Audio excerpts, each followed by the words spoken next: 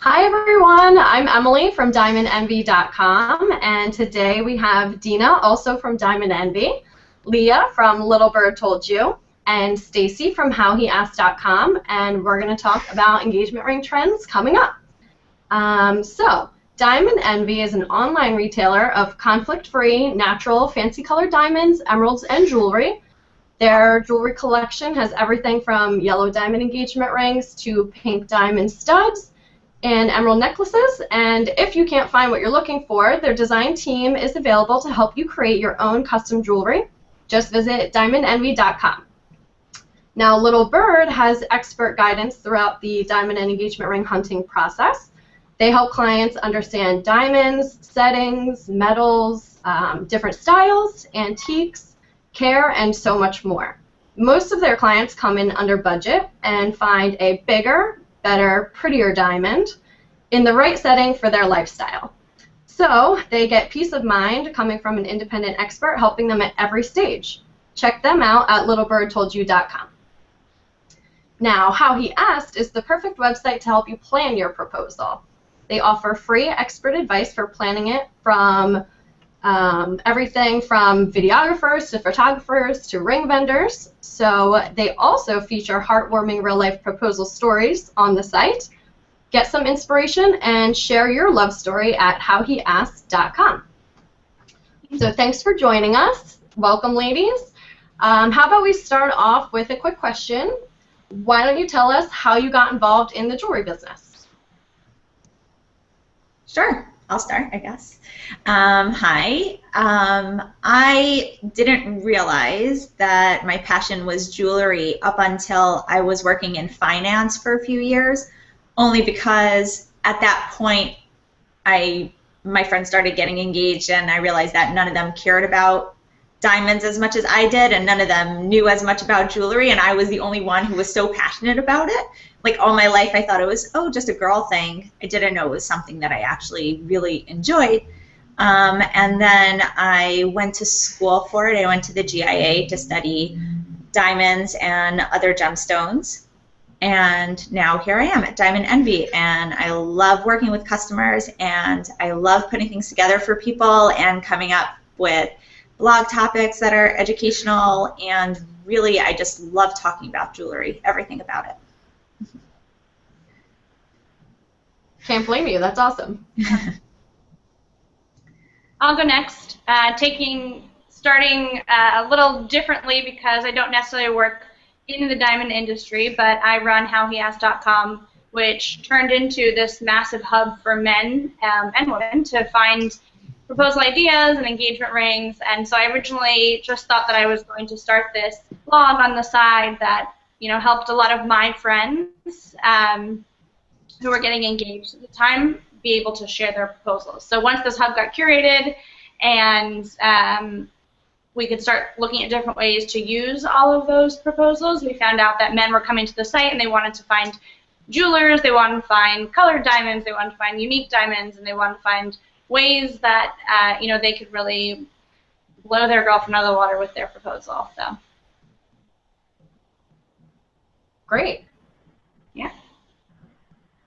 That's fantastic. So should I go next, round it up? Absolutely. Go for it. So my name is Leah, and I started Little Bird with my business partner, Danielle. We both had worked in jewelry stores and in the diamond industry before. And I noticed that as a salesperson, my favorite part of my job was helping people through the process. But as a salesperson, you know, you can only show them the inventory that you have in your particular store. And so I found that as I started talking to people, I couldn't help it, but I also have a degree in psychology, and so we would start talking about them and their story. And, you know, as a salesperson, you have 30 to 45 minutes to show people rings, and we would go way past that, just talking about them and their process and their goals and what they've been searching for and their lifestyle. And at a certain point, I was talking to Danielle, my friend, and she was experiencing a lot of the same things. And we said, you know, let's do it. Let's start our own business where we do the thing that we love without some of the things that we don't love. And it gives us so much more freedom, and it gives us an amazing opportunity to kind of change the industry, because a lot of people go into it with very little information, and they have to do all their own research, and it's really a daunting process for men, especially because they're not accustomed to the language. We take our knowledge for granted at a certain point when we're studying diamonds, and for them, they don't even know what to search for. So having a sympathetic shoulder to cry on through what could be a very stressful process is really helpful for them, especially if that person also is a GIA certified expert. So I'm loving my job. Thank you so much for sharing, ladies. So why don't we start off with Dina? Do you want to talk about diamonds, fancy diamonds, colored diamonds, all that good stuff? Sure. Well, I guess piggybacking off of what Leo was just saying about how many people don't even know what to search for. They don't know the terms. They don't know what they're looking for. Of course, there are also people who are on the opposite side of that, because we can see what someone searched for to come to the website. So if somebody typed in, 3.15 carat radiant yellow VS1 diamond, we're like, okay, this person knows exactly what they're talking about. But most people are not that specific. They have a vague idea. They don't really know what the terminology is. So just to give a little bit of some background, we talk about the 4 C's, which are cut, color, and clarity, and carat size. And to talk about that, I know just like a very basic thing is that sometimes people confuse carat with carat, because gold carats are one kind of weight and diamond carats is a different one. It's not the same thing. They're different kinds of, they're not related at all. So just to put that out there, to say that. And it's really like, we love to hold your hand and walk you through it and just tell you, even if a customer has a very vague idea of what they're looking for, I want something sparkly, but I know that she likes, this particular ring that, Kim Kardashian's old engagement ring. It's like, well, that's a step cut, and that's a different thing. There's step cuts, and there are brilliant cuts. Brilliant cut is going to sparkle more. A step cut has a much cleaner look to it. So sometimes, I think I'm going off a little bit on a tangent here, but there are different things to consider. There's the shape, but there's also the cut, how well it's cut, how much it sparkles, and I think the bottom line when you're looking for a ring is to have an idea of what you like, but to also be open to seeing what you like. When you look at something, if you order something on a website, make sure that they have a return policy. I know our website has a very good return policy because you're buying a diamond. You want to see what it looks like. You want to have the option to send it back, get something else until you find the exact one that you want. And you should have that. You should have that chance. When you go to a store, don't only compare the diamonds to the ones next to it, but also think, do I like this independently? If it wasn't the nicest one of these 4, would I still like it? If it were just on my ring and I wasn't comparing it to anything else. So, how much does it sparkle? What kind of color do you like? Usually with diamonds, people prefer either the whitest of the white, or they want a color, a fancy color, which we could talk about more later. Maybe like the fancy colors, like the yellows and the pinks and the blues. There's even green, all different kinds of colors. And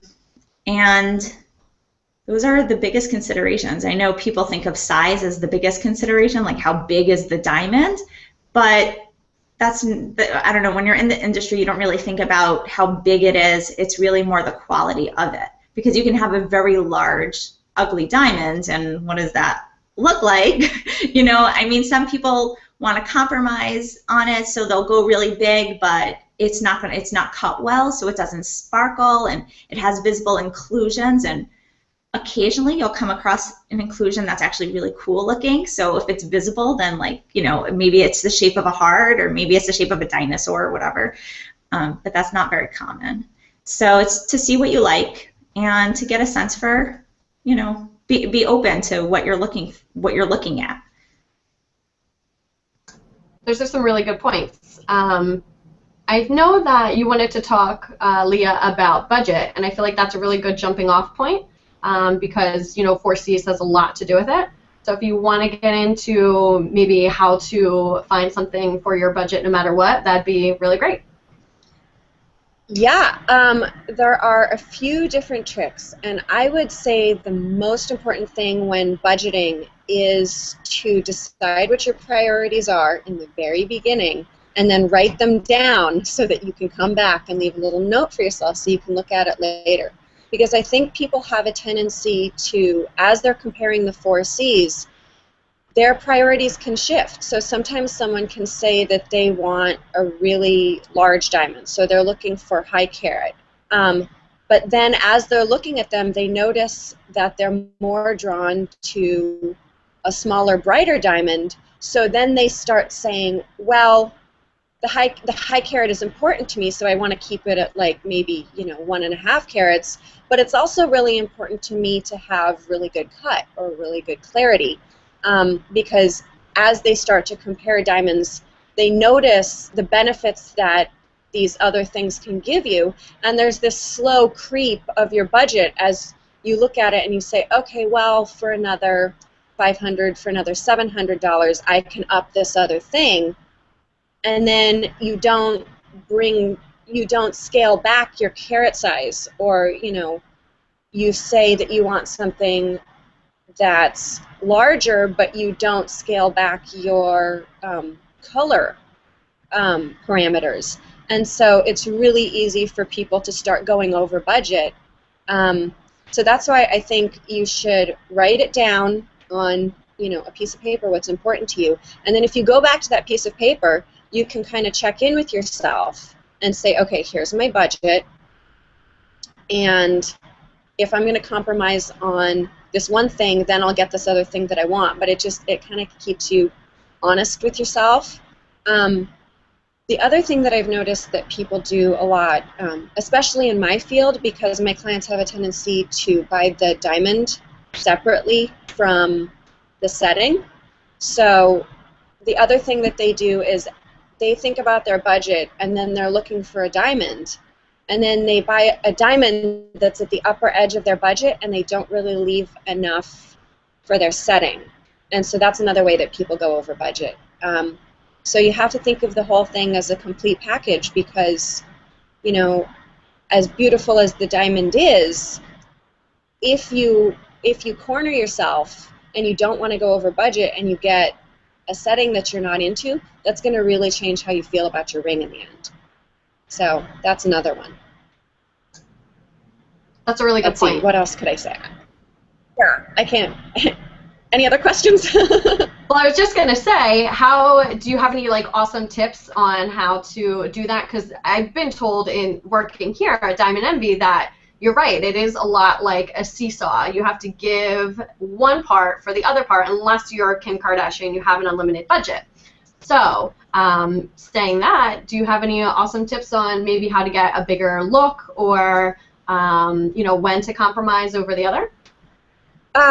Yeah, you know, I think in terms of look, or getting the Kim Kardashian look, for a lot of people, once they start doing their research, they realize that they actually are more interested in the look than the diamond.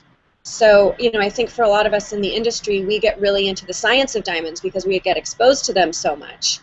And so, you know, I feel like with diamonds, the more you know about the science, the more you value the difference between diamond and all other materials on Earth. But I think for people that are coming into it, if they're just looking for a showy piece of jewelry, they might not even necessarily want a diamond. So they might want something like, you know, an enormous morganite, or they might want, you know, moissanite, and that might be okay with them because they're looking for something that's like, you know, it's a giant flashy rock. And so for people like that, I would say put more money towards your big celebrity looking setting, and think about maybe getting a different stone. Also, you could go the antique route. Antiques are a very interesting world, and they're priced very differently from modern cut stones. So that's a whole another can of worms, which maybe we can cover in a few minutes. But there's a few tricks there. Awesome. Yeah, I know when it comes to fancy color, a lot of times, to give somebody a giant look, but for something maybe that's more rare, like a pink diamond, will help them with the setting as far as, putting maybe a pink diamond halo with a smaller center stone. So you still get a big pink presence, but you're not, breaking the bank. So halos are a fun route. Halos are fantastic. Halos are also really popular in like older jewelry. There's also so many different kinds of halos that you can use. You don't have to do just the small little simple ring and a bezel setting. You can do all sorts of crazy double layer halos with different colors and so much creative stuff. The other thing you could do is do a diamond halo around a sapphire, if you want to get the Kate Middleton look.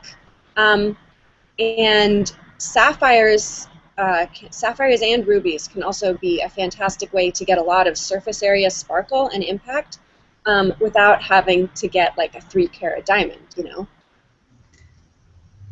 Yeah. On that same note, since Leah, you brought up antiques, there's also a lot of in the antique look. If you want to look there for halo inspiration, you can find some rings where the halo itself is probably, the diamonds altogether probably are larger, have more carat weight than the center stone, and it has a different look. It's more like a flower than your modern micro pave halo. It can be very interesting. There's lots of different ways that you can go if you want to get finger coverage without buying a 5-carat diamond. If you have a larger hand, or you really want that knuckle to knuckle look, you can also do, if you want to move away from the engagement ring, you could do stackable wedding bands, and you don't have to get one wedding band. You can put one on each side of the ring. That adds more diamonds, and a lot of people are doing stackables. When I before Diamond Envy, I worked at an antique jewelry store, and people would buy, for every anniversary, they would come in and get another wedding band, and different styles, and they're just stacking them in different styles. They'd end up, the engagement ring was on the right hand, the stackables were on the left hand, to just switch it up. There's lots of different ways that you can get a lot of sparkle. And you could even do, a lot of people want different stones. Maybe they want a birthstone, or they have a favorite color. That's actually something that's pretty common with colored diamonds. I like diamonds, but there's no color to it, and I really want something with color. Before we started the call, I was just saying my sister-in-law has a beautiful yellow diamond ring. She loves yellow. She only wears yellow gold jewelry. She only wanted yellow. And when we went shopping and she saw a yellow diamond, her jaw fell to the floor. She was like, oh, this is amazing. And she got a yellow diamond in yellow gold, and she loves it, and it looks great on her skin tone. So there's lots of different ways that you can go. You're not really limited, even if you want a diamond. Even that's not limiting in what it is. I love that you brought up the actually, stackable is super popular. And the other thing that I noticed is that stackable stones seem to go really well together, especially with rose cuts. I've noticed a lot of those, and I think it's a look that plays really well. And I think for people that like color, they also kind of like a more modern look, and I think in general they're a little bit more risk-taking with their jewelry. They're not looking for the classic cookie cutter engagement ring. So, for them, something like a mix and match kind of build your own look is fantastic, and it gives them a lot of creativity. And for them, the thing that they really emotionally connect with is the feeling like they're building the look of their ring. So those are fun clients to work with. Yeah, certainly. Custom rings are a lot of fun.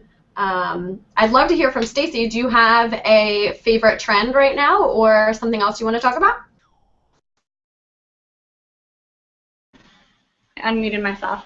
Yeah, I think just to sum up what everybody here is saying is really, and I'm not sure if this is so much a trend, but something that I think men, as the generations go by, just don't really understand how to do rings and how not to do rings. And I think a lot of times they think, oh, I'm just going to walk into, you know, my local jeweler or wherever Leah used to work, you know, and just pick one.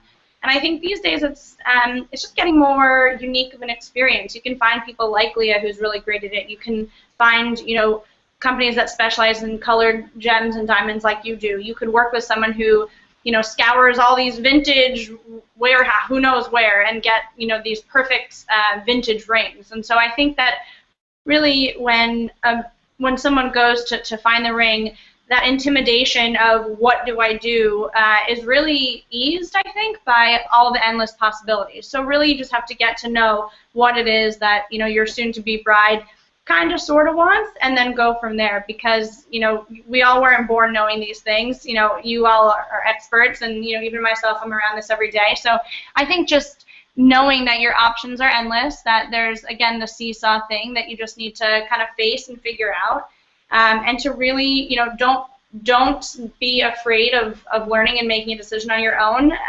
Don't give in to just getting something that you think will work because it's the easiest first purchase. I also think a trend that I'm seeing with How He Asked that also relates to the rings is that men have this like big, I don't want to say one moment, but sometimes it's their one moment in the whole wedding and engagement process to plan and do all these things, because a lot of times the bride takes over, which is fine, or maybe it's not and then they don't, but either way, typically I'd say that happens. So this is really that shot where the guy gets to plan this crazy proposal, you know, sweep the bride off her feet before she's even a bride, you know, wow her with all the effort he put into the ring. So I think the whole process should not be taken lightly or easily or nervously. I just think it should be one whole fun, big effort, and that's my take over in the proposal realm. Awesome, yeah. I'm sure what you do is a lot of fun. I can only imagine hearing all those stories. I try to read as many as I can because I follow you on Instagram and all of that, but I can only imagine reading them at night before work must be so exciting. Well, I've been doing it for 3 years, and I have to say I'm a fairly emotional person anyways, but I cry in every single one. There's always one detail that stands out from the rest. There's always something that is so unique to that couple, and I just find so much beauty in it, and typically beauty makes me cry, and so it's really, it's very emotional, you're right, but it's wonderful. So. Well, to keep us all from crying, how about, I was thinking, since we talked so much about gemstones, but we didn't really touch on emeralds. Now, I know it's a big trend right now. They're gorgeous, but they're rather delicate. So if anybody wants to talk about maybe how to set an emerald or, you know, what to look for in an emerald ring, we can get into that trend. Who wants to field that one? So I can tell you a little bit. There are a few different kinds of emeralds. There's Colombian emeralds, there's Zambian emeralds, and I think it's a good idea to decide what kind of green you're looking for and then start searching for your emerald. And, you know, emeralds, they're delicate. They're not like sapphires or rubies, which are corundums. Emeralds are beryls, so they're in the same family as aquas, so they need a lot more care. And I hesitate to shatter someone's dreams, but I don't know about emeralds as an engagement ring if the girl is planning on wearing this ring for the rest of her life, because, you know, emeralds just can't take the kind of abuse that diamonds and sapphires can, you know, over the long term. That being said, if you're willing to be super careful with your emeralds, they can be really, really lovely, and there's nothing like the color of a top color emerald, especially, you know, when they're set with diamonds. And if you are going to get an emerald and you're going to set it, I would say it's important to have a really qualified gemologist look at it and make sure that it's stable, like there's no, cracks in it or inclusions that could maybe make one part of it less stable than the other in case you knock it against something or slam it in the car door, because that can hurt your emerald. And also when you set it, I would set it in a way that protects all of its little corners. So that it gives you the best shot at giving your emerald a long, happy life. Yeah, I'd like to jump on that topic too. I think that, first of all, I love the way emeralds look. I think on every skin tone, they look amazing, which I wouldn't say for rubies, even though I love rubies. They look amazing on everybody. Definitely for an engagement ring, be careful with how it's set. So I wouldn't buy an emerald and then get it set. I would buy the ring knowing this was set by a professional jeweler. This was done properly for the actual emerald that we're looking at here. I would not do a raised setting because I don't want the emerald sticking out higher than the rest of the stones on the ring. But I do think that a lot of women who go with colored colored gemstones, like there are women who, like I said before, would want their birthstone or the stone of the month that they first met, something with some sentimental value. Many of them aren't looking for a lifelong engagement ring. They're not looking to put on this ring and wear it for the rest of their lives. They're looking for something that has real meaning right now that they're going to wear for the next however many years until they get another ring of a different kind, or they'll switch it up. If you're a kindergarten teacher, don't get an emerald. If you're a rock climber, don't get an emerald, unless you plan on leaving it at home. But if you have a 9-to-5 job in an office, I don't think much is going to happen to your ring. I think it's fine to get an emerald. I think if that's what you like, it's beautiful. A lot of people also will get emerald accent stones on their rings. Actually, my cousin has that. It's very beautiful. She has a beautiful diamond ring with emeralds on the side. So that's also a very nice alternative. But really, I think even if you get the center stone, even if you get an emerald center stone, there's ways to do it. You just have to treat it differently. And I think especially if it's your first engagement ring, like I'm not talking about an anniversary present down the road or a push present down the road. Like if this is your engagement ring, you're not accustomed to having an engagement ring yet anyway. So it's not like you're used to wearing a diamond ring all day long and not even thinking about it, which I'll just put in a plug for diamonds because I love them. That's really, to me, the beauty of a diamond, that I wear it all the time. I don't even think about it. Like it's on my finger. I'll take it off when I cook and when I bake, when I go to sleep. But for the most part, like I'm running after a toddler and I don't think like, oh, I need to take off my ring. We're playing in the mud. Like, oh, I need to take off my ring. I just knocked it into bricks. Like I don't have to think about it. But even with an emerald, you have to just, I think, get the ring already made. Make sure that it's a nice setting where the ring is supported. If somebody set an emerald in a tension setting, they didn't know what they were doing. Like, don't wear that ring. And it should last you. It should last you. Just treat it like it's an emerald. Don't treat it like it's a diamond. You should be fine. They're really beautiful. Yeah, I really liked that point about emerald accent stones because I feel like if something should go wrong and you needed to replace your emerald accent stones, it's not the end of the world. It's not like if something happens to your diamond and you have to replace your diamond. I mean, nobody promised that emeralds were forever. Nobody said that. Nobody says emeralds are forever because we know that they're not. But yeah, I think those are all very, very well-made points, and I really hope people listen to you. Yeah, that was fun. I love talking about emeralds because they're just so gorgeous, but it's good to know. We need to know, if you're thinking about one, what to do and what not to do. It's definitely helpful. I know that we were itching to get into some vintage discussion, so whoever wants to start with that, I I believe that Leah has done a few vintage inspired and maybe an actual vintage ring. So we'd love to hear about those too. Awesome. Well, I have, let's see.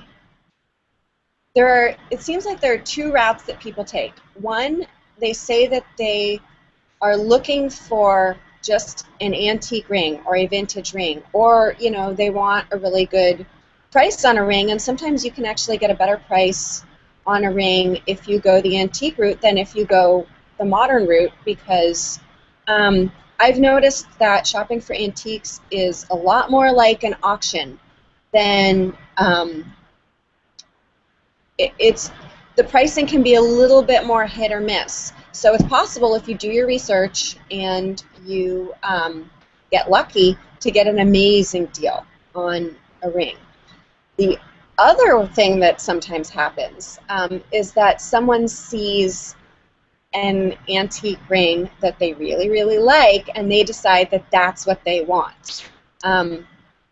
So we had a client that was inspired by one of Penelope Cruz's engagement rings. She has two, that princess. And one of them he saw on the cover of Elle magazine. And he decided that this is what he was going to have and nothing else would do. So he came to us, and we had to attempt to recreate this amazing ring for him just looking at a photograph from the cover of a magazine. And that was a real adventure. But he was a good sport, and he was very patient. It was a long process.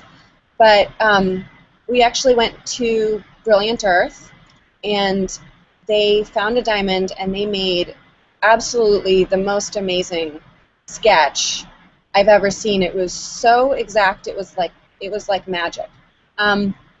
So anything is possible, but it's rare. I think we have a picture of the magazine cover and then the sketch. Is any way we could throw that up there? Even just I shared it via the showcase, so I believe if anybody watching turns on their showcase, you can see the link to Penelope. So there you go. That's the two. Check it out, people. There are so many amazingly talented people in the jewelry world, just absolute artistry. That was a really fun adventure. Usually what people do is they just get out there and they just start pounding the pavement. They check online, they go to stores, they go to shows, sometimes jewelry shows, and I think the thing to do is just set your budget and wait until something just makes your heart stop, and then that's your ring. Yeah. Or you could hire us, but. Great. I feel like everybody should have that moment, and if they need your help, why not? Yeah. And Stacy, do you feel like, you have the ring finder on the website. Do you feel like the vintage styles are really popular? And I keep getting on mute. I do. I think that they're either vintage inspired or purely vintage. Like Leah was saying, you can go to shows and you can go to other estate showrooms and find a piece like that. But I really do think that there's a lot of designs out there that are new that do have some of those elements and some of that, I mean, it all depends on kind of like the era or the decade that we're talking here, but they really do have some ornate details and some Art Deco details. So I just think in general that vintage-inspired look is on the rise. And I think that also just leads back to the point that unique rings are just in, period. I think that the woman who wants just the classic solitaire is a lot fewer and further between than you'd expect. And I also think that there's, just like we were talking about earlier, when the men put effort into things and they try to find something that they feel isn't like the lifeline of the woman that would really make her feel beautiful, some of those details that the vintage rings have really match that personality and match that heart. So I do think that there's a rise in the vintage feel, just because of the few reasons listed. So. Yeah, I think we've seen a lot of styles coming back, especially like the filigree look from Edwardian rings. Yeah, it's very big, and definitely, I think because at this point in history, we have such a wide history of styles that we can choose from that there's always like something that speaks to someone. They go, I love how geometric Art Deco is, and I want that. I want those crisp lines. I want something like that in my ring. Or I love how feminine that Edwardian ring can be, and I want a modern twist to it. Like, let's put a halo, and let's put some filigree and some, micro pave diamonds in the filigree. There's always something there. I do think that I see more commonly people wanting to replicate antique rings than they want to buy an antique ring, because once you start looking, there are a few things about antique rings that we don't really have anymore. One is that the metal is much heavier in antique rings. I think they just maybe did it better. The platinum, for some reason, like the platinum is just stronger in antique rings, and sometimes if there are smaller diamonds on the band, they get a little lost in it, or over time the diamonds maybe got a little chipped. Certainly, I think it was in the 40s, maybe the 50s, when sapphires started to be synthesized, and there's a lot of synthetic sapphires in Art Deco rings. So if you were doing it today, you probably would put in a natural sapphire. You wouldn't really put in a synthetic sapphire. That's something to know when you're looking at an antique ring. But also, a lot of people, they want to put their twist to it. Just like Stacy was saying, that we're really in a time when everybody wants their unique ring. And to some people, that means a ring that was worn by someone who was married for 75 years. Like, I want to wear that lady's ring. She had such a great marriage. And for someone else, it means I want to take elements from this era and this era, put them together, and that's the ring for me. We also see that a lot, like with the website Diamond Envy, because we have colored diamonds. A lot of times we have people who want to replicate a style that they've seen, but with a colored diamond. Like, oh, I love that look, but it's not me. It's just not me. Like, I'm just not a clear diamond person, and I want the warmth of a yellow diamond, or I want the uniqueness of a pink diamond, or sometimes even I want a black diamond engagement ring. And forgot my second point. Sorry. I will jump in there with something that I noticed, and I think that antique reproductions are fantastic for a couple reasons. One, exactly for, what you're talking about with the colored stones. If they want some, like, incredible curving nouveau ring, and then to make it look even more mysterious, they want, like, a pale green diamond or something. That could be, like, gorgeous. The other thing is that I think with antiques, people have this idea that, like, you just buy a ring and you put it on your finger and off you go into the world. And, I think with antiques, I always tell people, like, never, never, never. You can propose with the ring, but then, like, go get it checked by a jeweler. So you want to check, your prongs, you want to check, check your bezels, check that all your stones are in there nice and tight, check the engraving, check the filigree. Just have a professional take a look at it, because the last thing you want is to have one of those stones fall out, because then, God, it hurts. So that's not the case with reproductions. With reproductions, it was just made, so it doesn't have, like, like you're saying, 75 years of being, like, bashed around out of, horse-drawn carriages or whatever they were doing back then. So, I think it's a good balance between that old look, but also, you're kind of like you're starting fresh, but the end result, the look and feel of the ring on your hand still feels like you. So I think more and more people are going the reproduction route.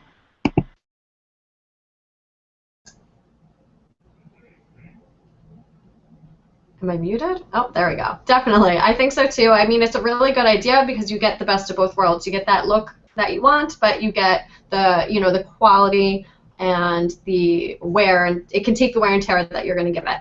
I mean, both have their beautiful points, but that's a really good point to share with us.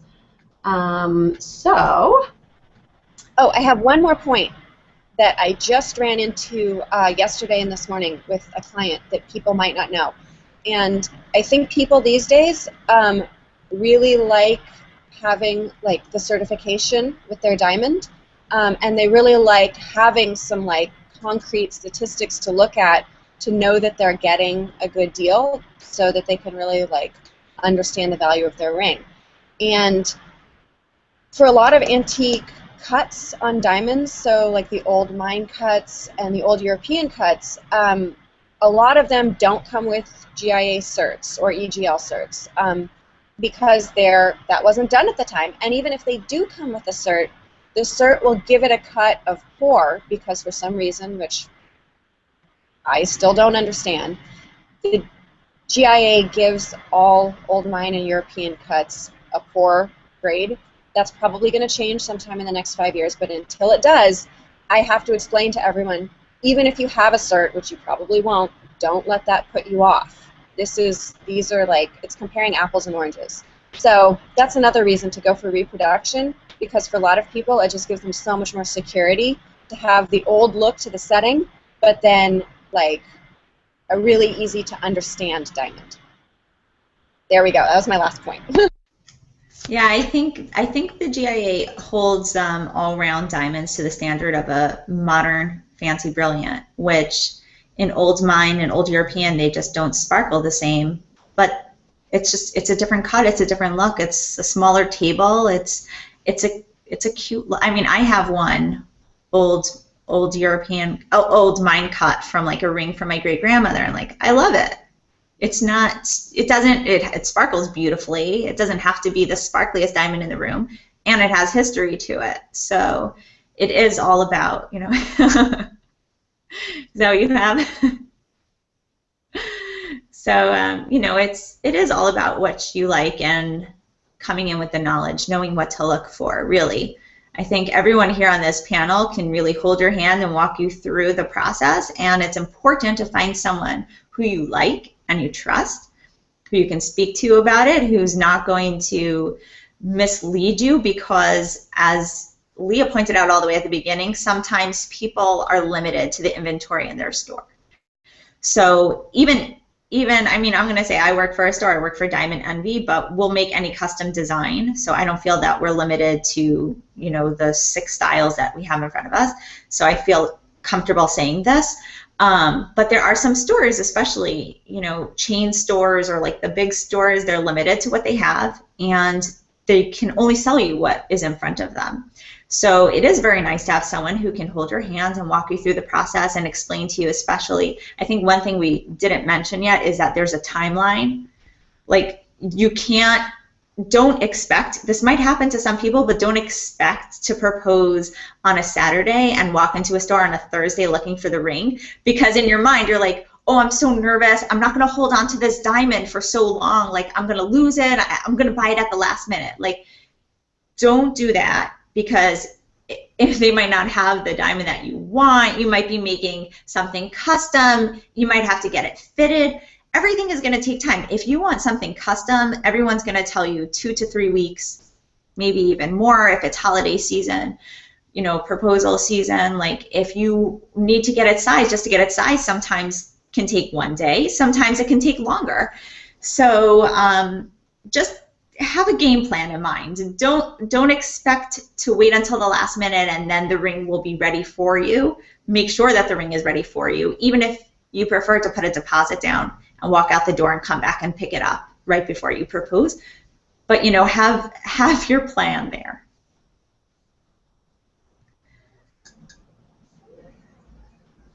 Perfect, yeah. That, you know, when it comes to any ring or any present, you definitely don't want to wait until the last minute.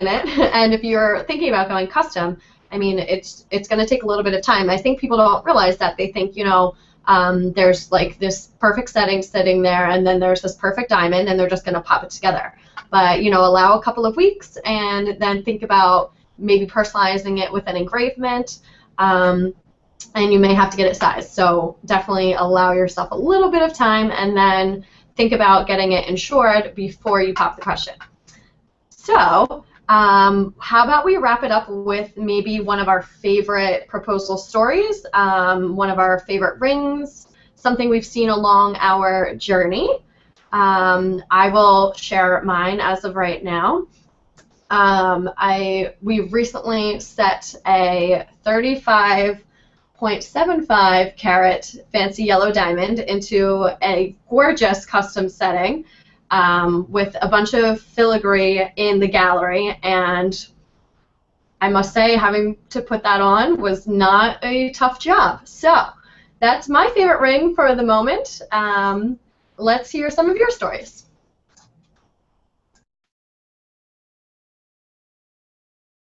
I'll go with the proposal story. Mostly what I like is not the huge production, but more the intricate production. So paying attention to all the details, knowing what is unique to your relationship and your bride, and integrating it there. So I am very close to my friends and family, so things that do include them to a degree really appeal to me. So one was in Chicago, and it's just along one of the, I mean, obviously the big lake there, and so the groom was standing at the end of this long, sort of red carpet looking thing, and she came to the beginning of the red carpet, and her mom was there with a little note and a balloon and handed it to her, and there was a note that was from her boyfriend saying, you know, this is what I love about you, and, you know, continue on to the next person and find out more. And so she goes, you know, her father, her best friends, his father, his mother. And so since family was important to them, and since they made the decision to include them, I just thought that was a very, you know, beautiful way to do it, with still having touches of, you know, his words and his thoughts about her throughout. So it wasn't making it entirely about the family, but having them included sometimes I think really can make something very special. So I think that was my favorite one. Plus it was just a great couple, and they were really sweet to share their story. So. Yeah. That's great. Thanks for sharing. Dina, you ready? Sure. That was very sweet. Personally, my favorite proposal story is my own because I got engaged out of it. But of course, my favorite ring is my own because, I mean, I had a lot of say in it, but it's because it was gifted to me by my husband. And at the time, it was certainly even today, maybe it was the largest gift that I've ever received. And there's a very special feeling that you get when someone makes such a large investment in you.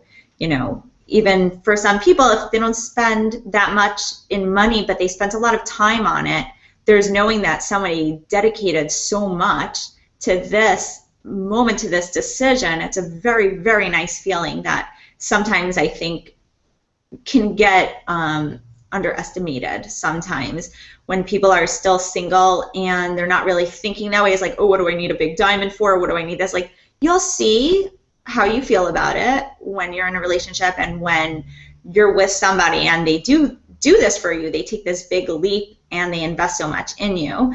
But in terms of rings that I've gotten to play with, I would say that we have a ring at Diamond Envy. It's a beautiful pink diamond ring with a double halo. The inner halo is pink diamonds and the outer halo is white diamonds. I don't know if you have it there, Emily.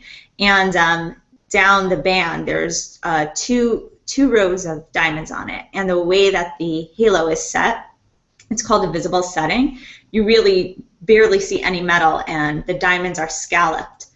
So it's a very beautiful ring. It has like the appearance of a pink flower, almost like a reverse, you know, those pink African daisies. It's like a reverse of that because the pink is in the center and the white is around it. It's beautiful. I borrowed it before, and I've never gotten so many compliments on a piece of jewelry, and it's a beautiful, beautiful ring.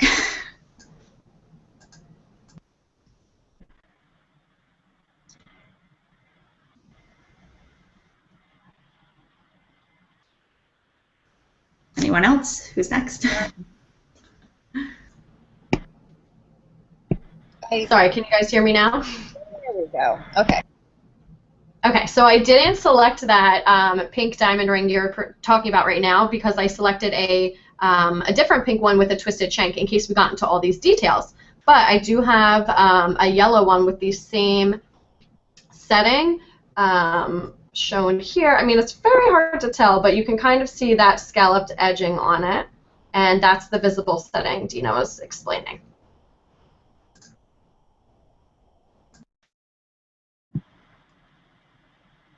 Awesome. Well, let's see. For favorites, I actually have two that are on completely opposite ends of the spectrum, but between the two of them, they're both so cute. One of them is actually in the works right now, but it's going to be absolutely amazing as someone that was looking for an antique. Something in the 3 to 4 carat range, and actually a pretty warm color, but it was for an antique cup stone. And that is going to be an absolutely amazing ring, and it's for somebody who is on screen a lot, so we're pretty excited about how that's going to read on camera. And then the other story that's really cute was a musician who wanted he didn't have a big budget, but he got just a really simple, it was white gold feather motif ring, and he's putting in a family diamond, and it's just so sweet, and it's so personalized, and between the two of them, they're such adorable little artists and musicians. So, you know, I think the sentiment is always the most important thing in the proposal when it really comes down to it.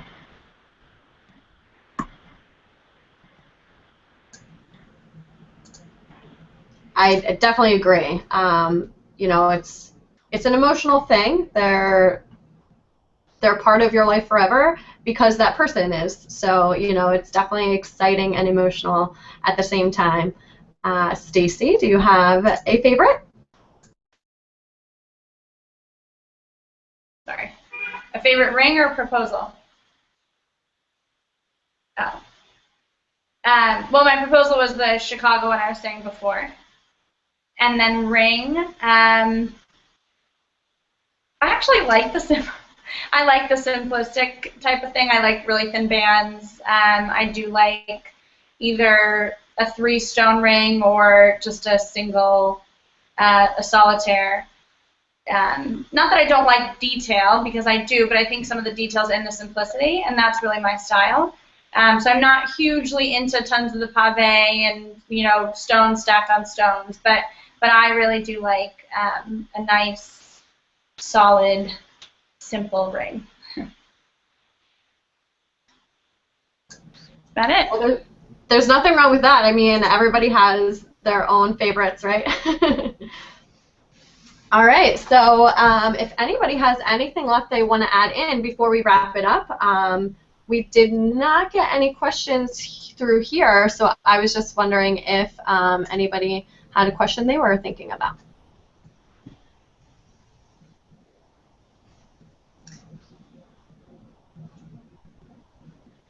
No, I do think it's interesting. I guess just to jump off of what Stacy was just saying, that I find that because I work with jewelry, and when it comes to like my jewelry basics, like I have a lot of different kinds of jewelry, but the jewelry I wear every single day, it's just a simple stud around my neck.